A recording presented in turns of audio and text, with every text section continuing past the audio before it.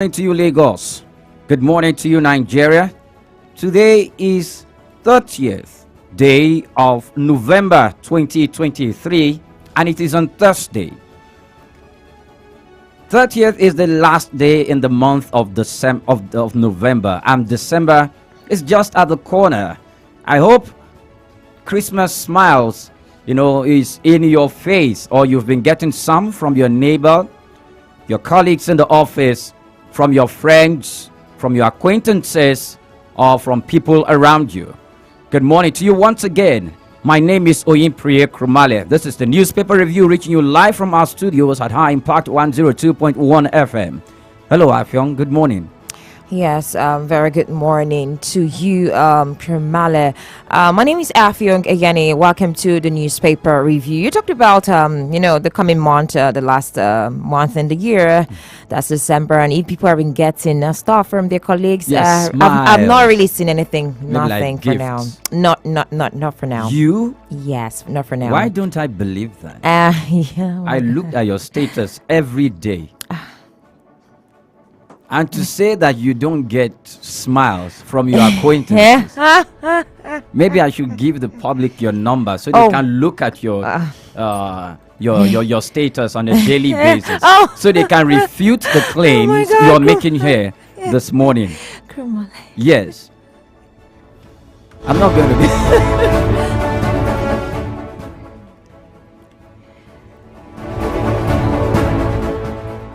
Okay.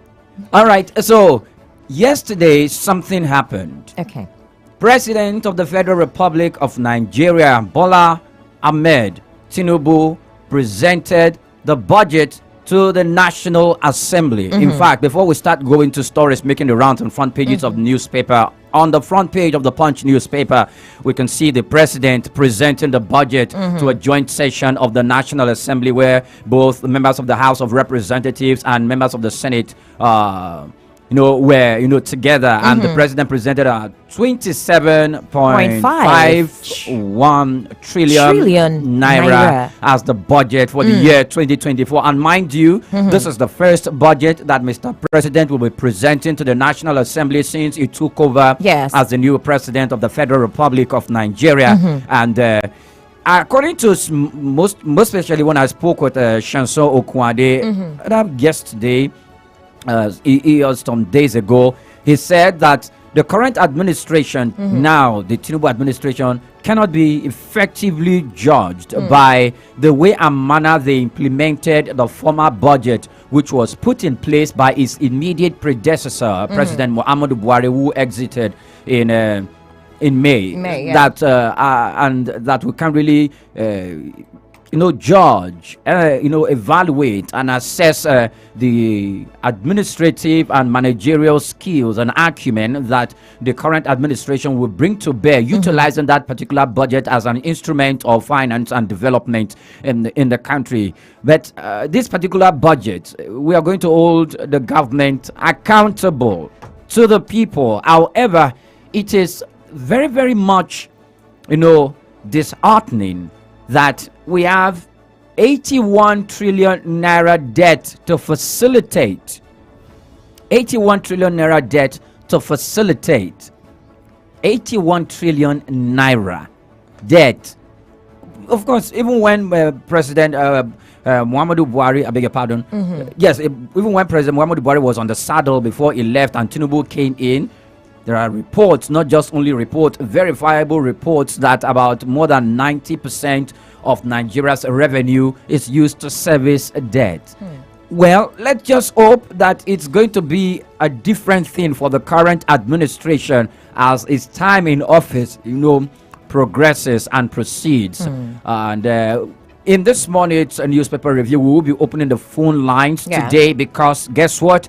You are our guests today. We'll be taking your call. I'm sure you're aware. You watched on television. You listened to radio. Yesterday, we spoke to you. We've been telling you about the budget since time immemorial. And since Monday, we've been reading the news and be talking to you about the budget, and the president will be presenting the budget on Wednesday, which he actually did yesterday. So if you have looked at the budget and you have your own estimate, you have one or two questions to ask, or you have your perspective to paint, not just only concerning the budget, but also as touching other stories making the rounds on the front pages of newspaper, the lines to call is 0700 1021 1021, and that is 0700 1021 1021. You can send WhatsApp message to our WhatsApp line on 0907 224 5018 0907 224 5018. Briefly, let's go out on a break, and when we return, we will bring you stories making the rounds on front page of the newspaper. It's the newspaper review reaching you live from High Impact 102.1 FM. We'll be back in a moment. Do stay with us.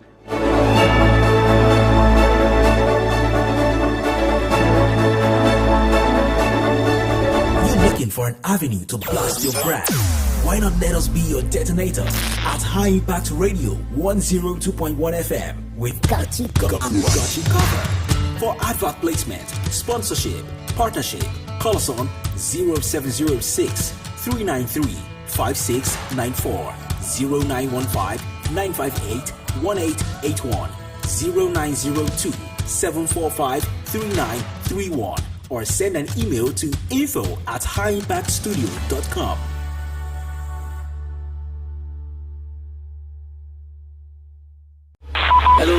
Join us Mondays to Fridays, 7:05 a.m. for newspaper reviews, headlines, analysis, and comments on your urban lifestyle station. High Impact 102.1 FM. Do you know bad production can kill a great content idea? Do you want to have a photo shoot, audio production, or do you need a professional voiceover artist? Do you simply want unmatched cinematography, video production, or just event coverage, such as weddings, birthdays, or burials? Or do you need a space for meetings or conferences? All these are possible with High Impact Studios. Don't bring down your creativity, let's help you take it high. And out of this world with our state-of-the-art equipment and first-class studio space. We give you the quality you deserve at the best rate. For more details, call 0706 393 5694 or 0915 958 1881. High Impact Studios, the future.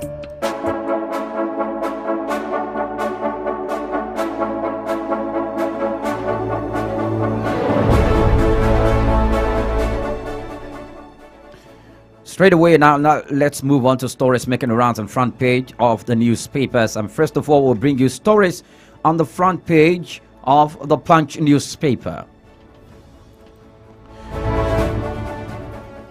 On the front page of the Punch newspaper, we can see the picture there of Mr. President, having a box, which is a very, it has become a tradition for the presidents since time memorial, since times past. Whenever they are presenting the budget in the joint session of the National Assembly, the budget proposal will be in the box, and they present it to the leadership of the National Assembly, which includes the President of the Senate, the Deputy President of the Senate, the Speaker of the House of Representatives, and the Deputy Speaker of the House of Representatives, and a joint session of both senators and members of the House of Representatives. We can see the President there presenting the budget.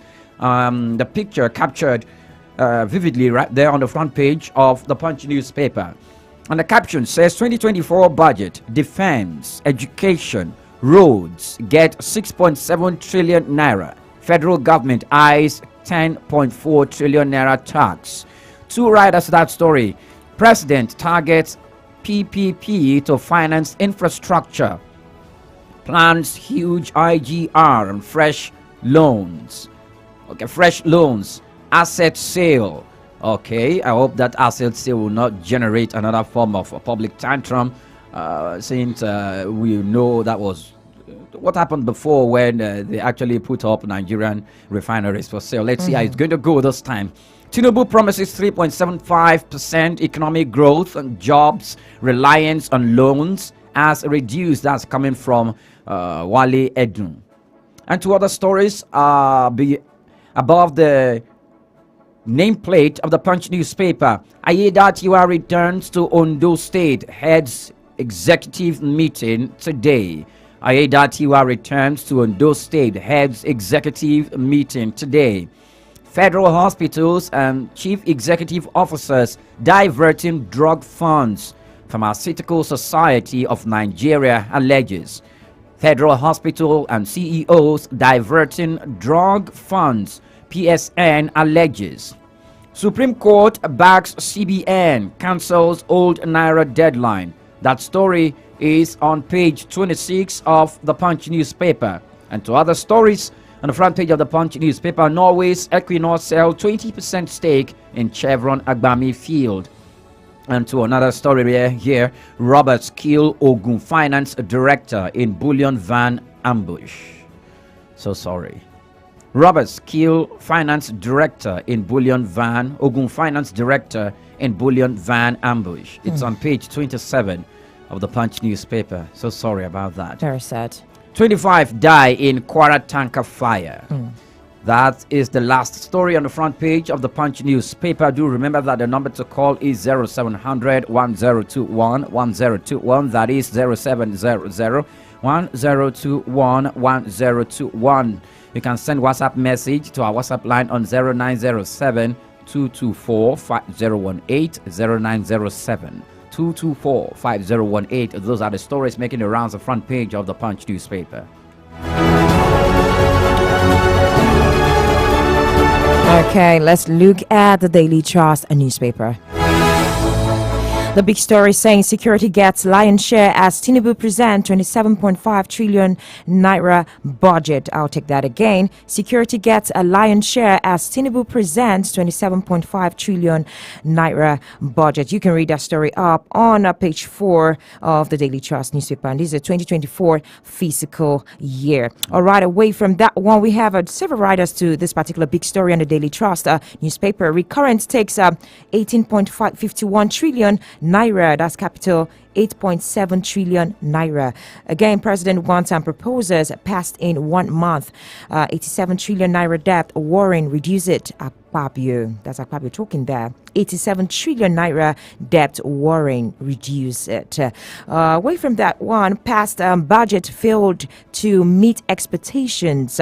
That's a speaker talking there. Akpabio is saying the government should reduce the debt. I hope when the government, when the executive, when Mr. Tinubu, writes a proposal for another debt and sends it to his desk in the Senate, he won't approve it.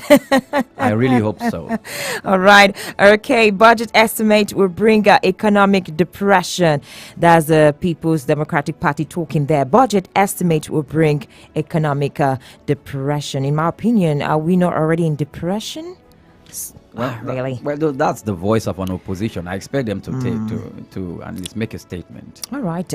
Away from that one, old new naira notes remain legal tender. That's the Supreme Court talking there. They're talking about the old 200, 500, and also 1,000 naira notes to remain legal tender.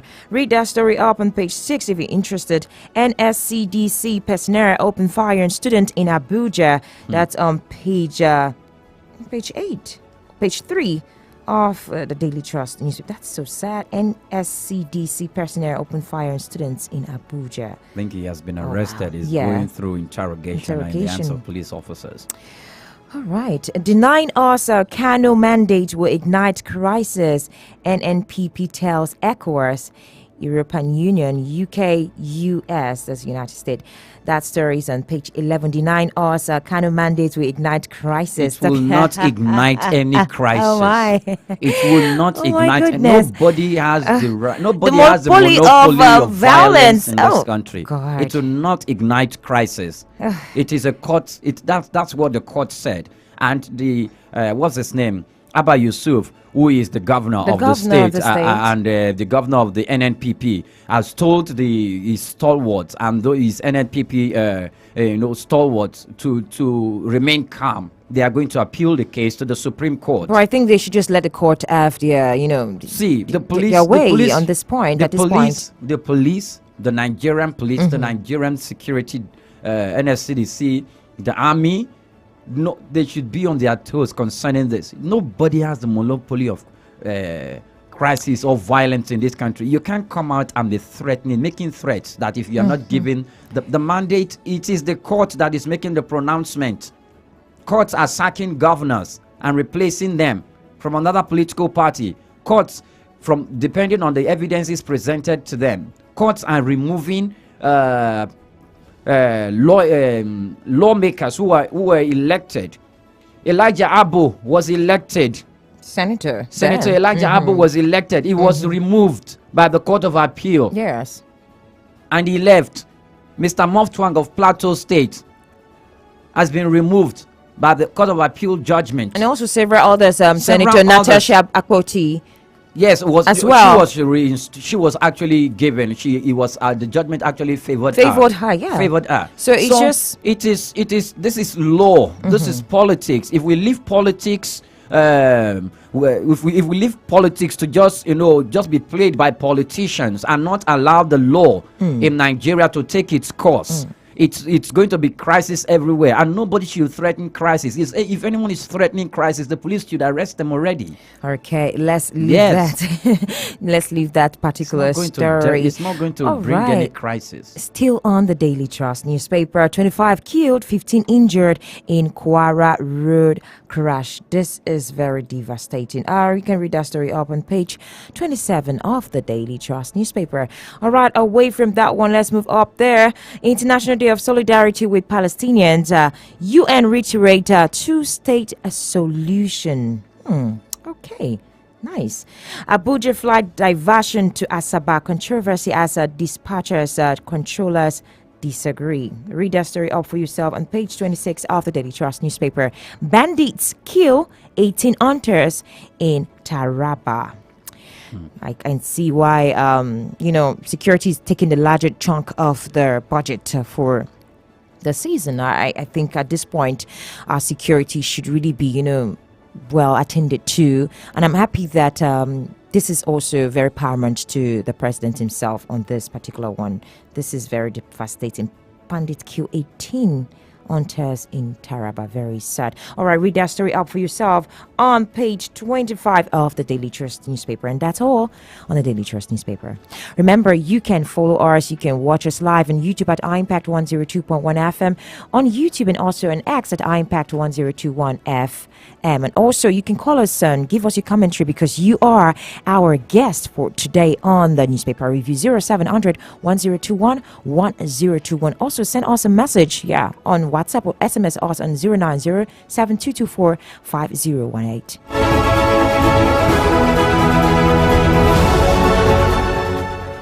Welcome back. Many thanks for joining us on the program. Now we bring you stories making rounds on front page of the Vanguard newspaper. 2024 budget. Tinubu seeks National Assembly approval for 27.5 trillion naira. 2024 budget. Tinubu seeks National Assembly approval for 27.5 trillion naira.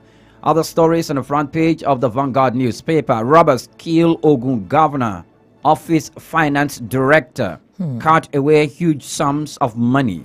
Robbers kill Ogun Governor, Office Finance Director. That's very cut sad. away huge sums of money.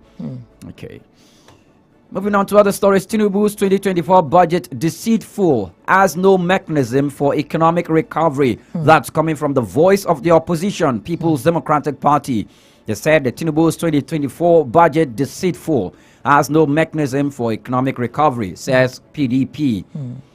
Federal government, United States, hold talks on funding mining projects in Nigeria. Amnesty International decries Tinubu's failure to uphold human rights. And to other stories, cybercrime. Police arrest suspect in 607 million naira cryptocurrency fraud. Cybercrime. Police arrest suspects in 607 million naira cryptocurrency fraud. Federal government apologizes to core members over deplorable scams. Federal government apologizes to core members over deplorable scams. This is not just apologies. I think they should do the needful. Not just apologizing enough. It's good, but they should do the needful in making sure that the camp where our youths are, camping, are looking very good. Yes. Yes. I think the apology should be followed by an action plan. Thank you. That's just it. Moving on to other stories, Ogun to sign memorandum of understanding with OPS on Olokola Deep Seaport. Ogun to sign MOU with organized private sector on Olokola Deep Seaport. Festac demolition court restrains Federal Housing Authority and LSBCA. Nigeria must urgently build rich competitive economy. Then we have ellipsis in front of it. That should be an opinion in the Vanguard newspaper, and a few other stories. Okay, we leave that. CBN directs the branches to issue and accept old and redesigned naira. And lastly, yes, that's the last story. CBN directs its branches to issue and accept old and redesigned naira. Those are the stories making the rounds on front page of the Vanguard newspaper.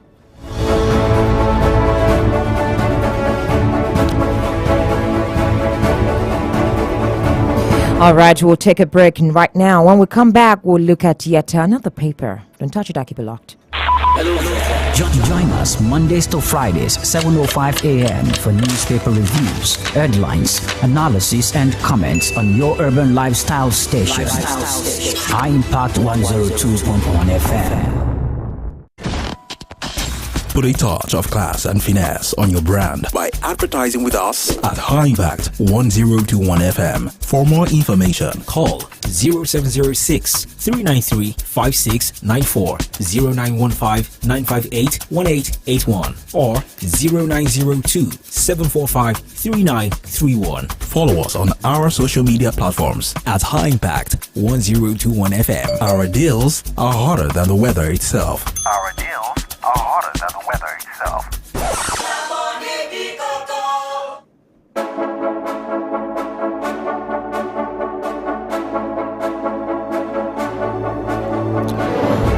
All right, welcome back to the newspaper review on 102.1 FM High Impact Radio. Yes, we'll be looking at the Guardian newspaper, and the big story, yes, says, again, Nigeria, others negotiate a right to just a transition. Again, Nigeria, others negotiate right to just a transition. And that story is on page 6 of the Guardian newspaper. Okay, away from that one, carbon emissions per capita by country. We're seeing a graphic representation of this particular story, carbon emissions per capita by country. And you can see different countries here, but let's leave that one and move over to yet another story on the Guardian newspaper. Fulfill your stance on federalism, Afenifere tells Tinubu. Oh, I know that the president has always been very big on true federalism right from time. I remember vividly, or in 2014, he said true federalism is the way. And Afenifere, they're reminding him of his stance on true federalism. Say, fulfill your stance on true federalism. All right, away from that story, read that story up on page 5, I beg your pardon, on the Guardian newspaper. 14% Nigerian women experience physical violence. All right, that story is on page 4 of the Guardian newspaper. 14% Nigerian women experience a physical violence. I would really love to talk about this. I know what it's all about. Okay, if you're interested, read on page 4 of the Guardian newspaper. Provide 535.8 million school feeding details, court orders minister. Read that story up on page 4 of the Guardian newspaper. Very interesting times indeed. All right, away from that story, more teaching hospitals risks shut down over exodus of medical professionals. This is very, very pathetic for Nigeria. More teaching hospitals risks shut down over exodus of medical professionals. They're leaving the particular field, or they're just moving over, traveling to other countries like Canada to, continue with their profession. And this has been for a while. I have a friend who actually told me that him and his wife, when they get married, he's a doctor, his wife is also a doctor, they'll be leaving the country. I was so sad. As most of his friends who are doctors have actually left the country. I mean, it's a mass exodus. And at this point, if teaching hospitals are shutting down because of our medical professionals are leaving for one reason or the other, it is sad for Nigeria. It is our health sector. And the thing is, it's not just only Nigeria. Other African countries are not exempted or excluded from this. The thing is, a few days ago, the members of the Senate and the House of Representatives were meeting with some government functionaries. Yeah. And there is this talk about revisiting the mass exodus of doctors and medical personnel out of the country, because most of Nigerian public hospitals are shutting down.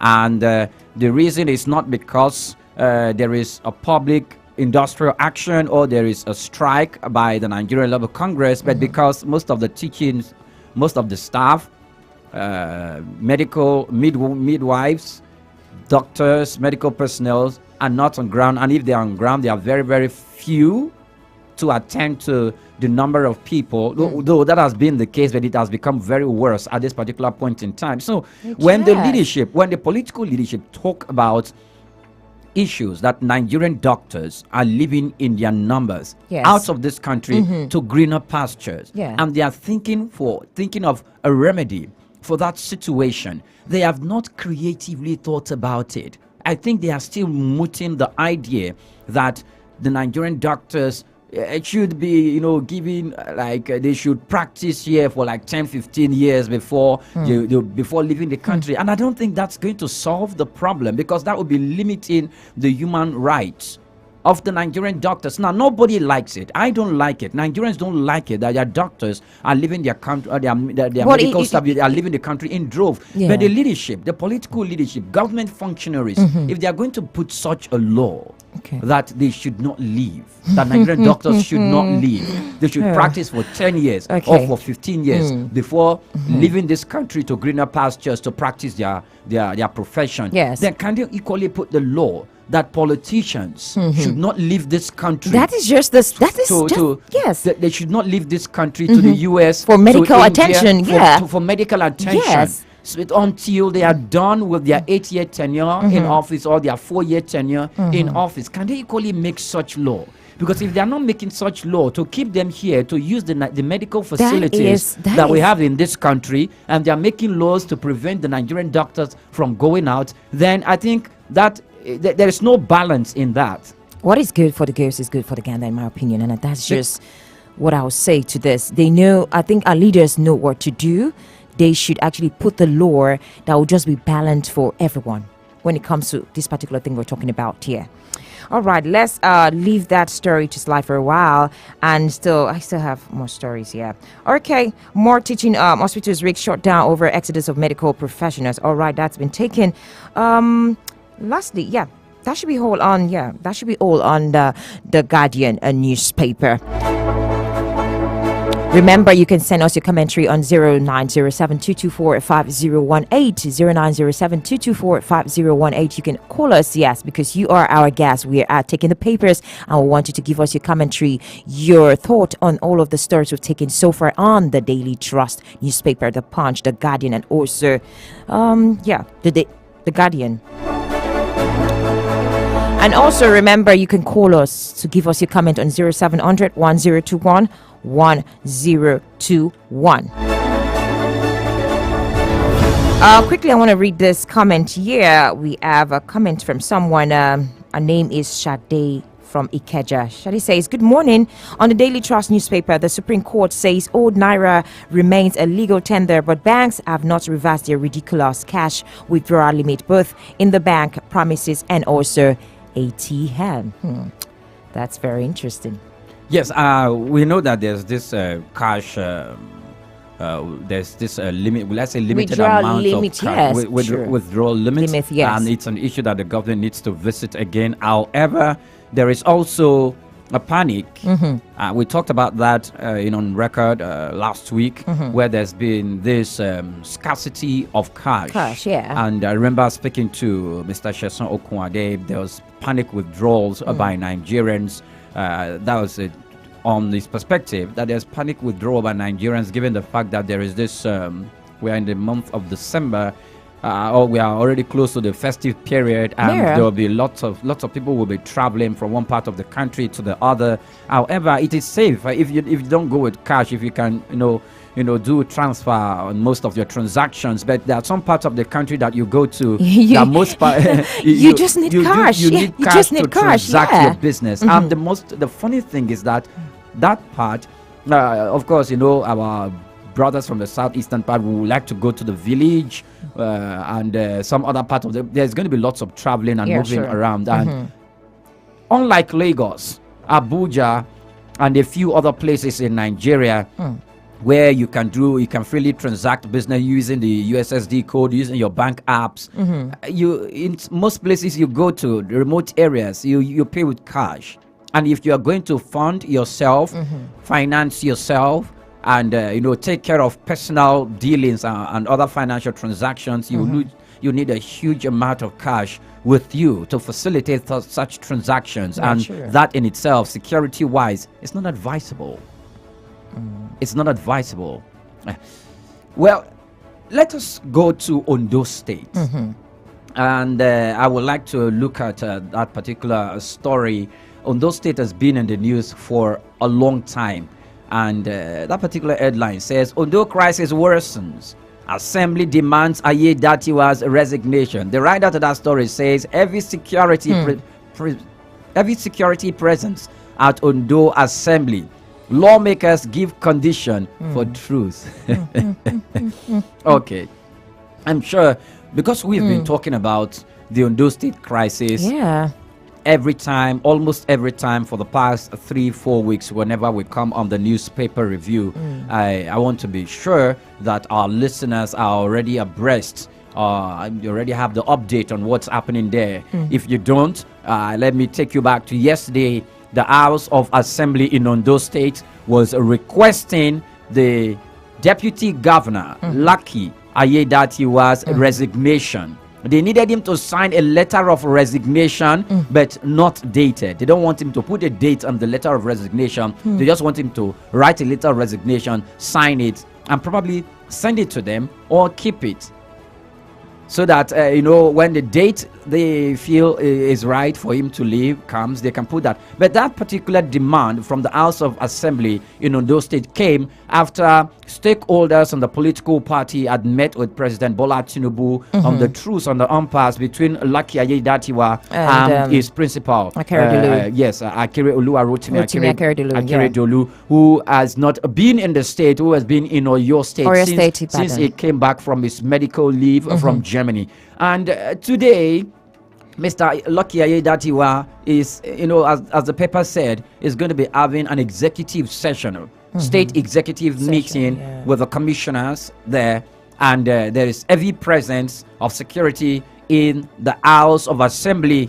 They have been demanding his impeachment. They have been working towards his impeachment. But according to the way the impeachment process or procedure must go, is that there has to be a letter from the Attorney General of Ondo State, who needs to send a letter to the State House of Assembly to constitute a 7-man panel to investigate the Deputy Governor for the purpose of impeachment. Now, the Ondo State Attorney General has refused to send that letter to Ondo State House of Assembly. So the impeachment procedure and process is now stalled in Ondo State. I tell you, Mr. Lucky Ayedatiwa of Ondo, who is the Ondo State Deputy Governor, must indeed be lucky. it looks as if things are not going the direction of his political traducers. And also looking at the fact that, there's a vote of confidence, will I put it that way, on the governor, Rotimi Akeredolu, as the governor of Ondo State. Vote of confidence? Yeah. No, I think what's the problem here is the accusation leveled against Oluwarotimi Akeredolu. He left the state Yes. for medical leave, and he refused to hand over political power to his deputy. Yes. And that is not right. That is not legal. That's wrong. And even when he came back, there is allegation to the fact that he is not in Ondo State. Yes, He is in Oyo State. How can you be governing your state from Oyo State when you have a deputy there and there was no handover of political power to the deputy? No, just a moment. To the deputy governor. And if there's no handover of political power to the deputy governor, I expect the State House of Assembly to jump in just the way the National Assembly jumped in during Yaradua's administration and time, where he left the country without handing over political power to Goodluck Jonathan. Yes. Where the National Assembly jumped in, even though before they jumped in, there's been public outcry. Yes, they have. By Afenifere and other civil society organizations who came in to force the hands of the legislators to make sure that political power was handed over to Jonathan. In this particular case, that's what they are expecting. And if everyone falls sick, anyone can fall sick at any point in time. And whenever they fall sick, for someone who is highly placed, like the governor of Ondo State, Oluwarotimi Akeredolu, we can only pray that he gets better. But at that particular, while he is getting better or recuperating or attending to his health challenges, the state, 5 million people in Ondo State, their lives and their economic lives needs to move on. Okay. And he needs to hand over political power to his deputy. And if he's not doing that, we expect the State House of Assembly to step in to hand over this political power to the deputy governor as the acting governor, so that other economic activities and commercial activities in the state will not be stalled but move forward. Okay, you know all of this are politics, but let's look at this. In fact, as a Sunday, Vanguard learned that he is to sign an undertaking to be of good behavior, while the president allegedly appointed 3 persons to monitor his activities and report back to him. We're still talking about Ondo and the governor.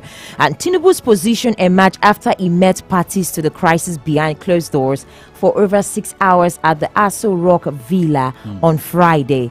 Those who attended the meeting included the national chairman of the All Progressive Congress, APC, Alhaji Umar Ganduje Yedatiwa, APC state chairman, Chief Ade Timenyi, Speaker of the House of Assembly, Honorable Olamide Oladiji, and Senator Jim man, the Speaker of the House, Mr. Yedatiwa. So, also in attendance were members of the House of Assembly, Secretary to Ondo State Governor, SSG, Princess Oladuni Odu, Akeredelu's aides, including Dari Aregbeye and Aminu Remy, and the governor's son, Babajide Akeredelu. Sources at the meeting told Sunday Vanguard in Akure that the person directed that the status quo should be maintained, and President frowned at the move to declare Aida to an acting governor. No, they have to define the status quo. What is the status quo that must remain? That Oluwarotimi Akeredolu, who is the governor, is not in the state, is in Oyo State. So he's going to be governing Oyo, he's going to be governing Ondo State from Oyo State. That is the status quo. Is that the status quo they want to remain?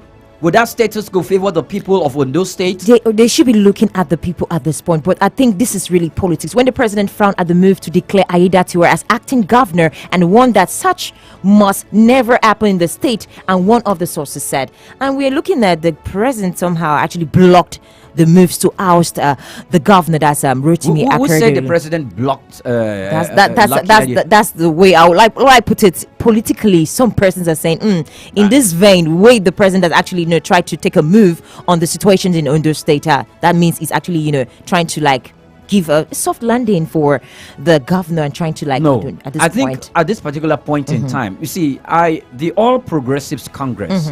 The All Progressives Congress, it's not just them alone though, because the same thing happened to the People's Democratic Party in Edo State, and I don't even want to talk about their own, because right now election is at the corner. Yes. And the Edo State Deputy Governor is flagged off his campaign. Campaigns, and yes. he's going about saying he's going to beat the candidate of Governor Obaseki when he emerges, and they are going to contest that he is the people. Though that's a campaign statement, I'm not going to attribute any substance to that. However, in Ondo State's case, now when you say politics, okay, fine. I know that when politics and law meets, sometimes, if not most times, and I dare say most times, all the times, politics normally take the preeminence than law. Yes, that's right. But I understand, and I equally I want to applaud the position of the law officer of Ondo State, who refused to send a letter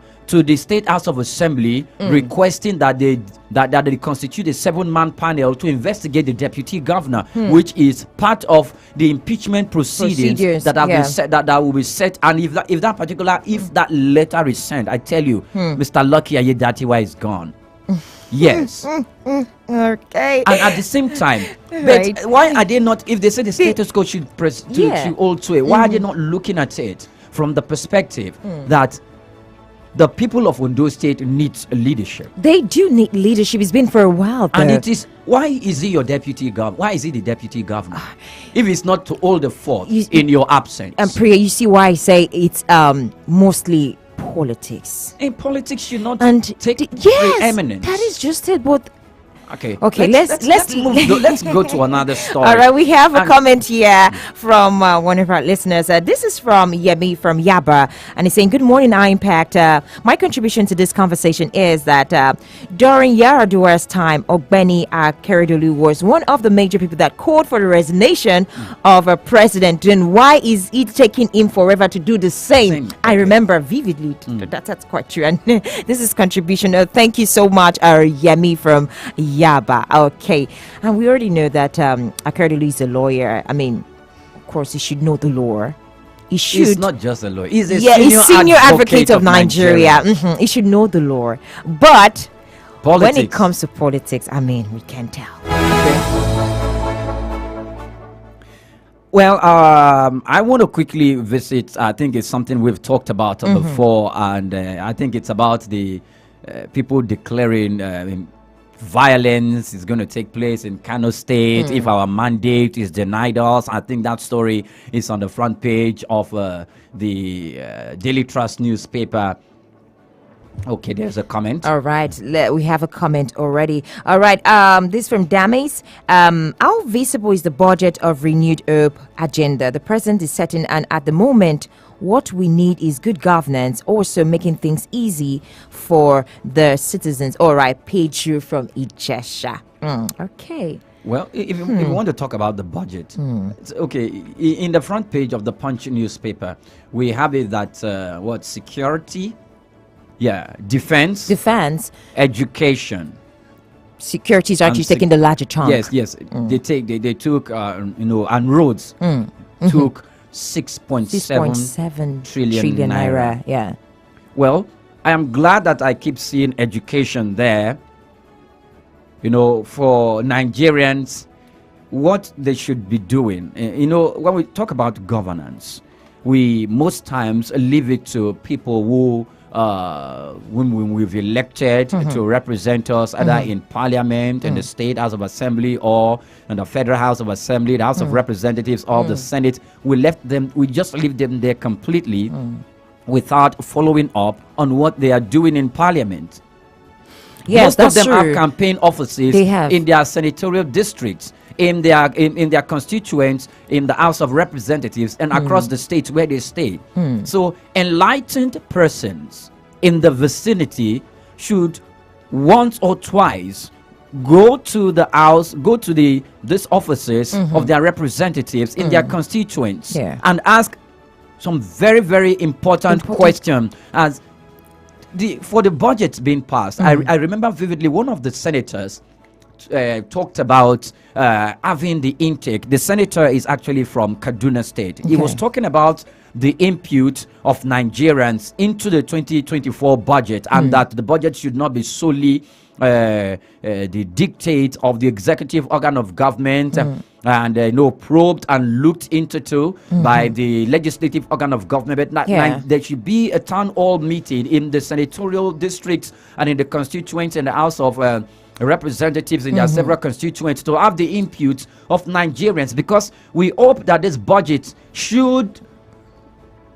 have a positive impact in the life of Nigerians. We can only say that the budget is having a positive impact in the life of Nigerians if indeed that it has said that education is part of the sectors that is having a larger chunk of the budget, and we see the budget having effect in our education system. Yes. Where we don't want to see ASUU going on strike again. And the situation is, we're having a larger chunk when it comes to security, and our security is like top notch when it comes to we traveling out and not getting kidnapped. We can actually go wherever we want to go and not getting scared about our security. Oh, well, if I go to this place, will I be kidnapped? Will I go to this place? Will I, so if the larger chunk of the money, talking about budget, is being, dropped at this particular, the sector, the security, whatever. If our security, because we've pumped so much money on security, and somehow, some way, it has not really, mellowed down in terms of insecurity for Nigeria. So if you're putting money in education, security, if all of this are being, executed, the monies are being used to do the needful, then Nigerians will be at ease when it comes to security, when it comes to education. And talking about education, we cannot talk about education. Also, health is very, very much important. We talked about the mass exodus of our professionals leaving the country, and who is to blame and who is to suffer? Nigerians are to suffer when they go to the hospitals. They don't get drugs, they don't get medication. Simple as paracetamol, you cannot even get it. They just seek the advice or seek the counsels of private hospitals, and these private hospitals are very, very expensive. Right about now, when it comes to budget, we are looking at security, we are looking at education, taking the larger chunk of the budget, including roads. If you have good roads, like complaint I had on Big Five, where we brought in the honorable PDP, the youth leader of one of the political parties there, he actually talked about the roads. Even visibly visiting that state with different roads, going to even the biggest cities, the big cities, we call it the biggest cities in Ogun State, you cannot even find the roads. Why they have the 5 stars, the roads are not properly in shape. So we talk about security, talk about education, we talk about roads and everything. If this monies are being put into not cutting corners, because you give some of this contracts to some of these people, they cut corners, and some of these leaders or the politicians even take a larger chunk from these monies. They don't even, actually do the needful by putting things in perspective, putting things in shape, and for the people to enjoy. Then the unwholesome. There is no hope in this one. No, there's Nigerians. This is a hope. The renewed hope. We hope budget. So. Yes. The president. Now there is an unwholesome romance between the executive arm of government and the legislative arm of government. As long as that romance exists and there is no outbreak from the legislature to the executive, or from the executive to the legislature, there's not going to be probe, and there's not going to be probe. You're not going to have at least a perfect budget performance assessment.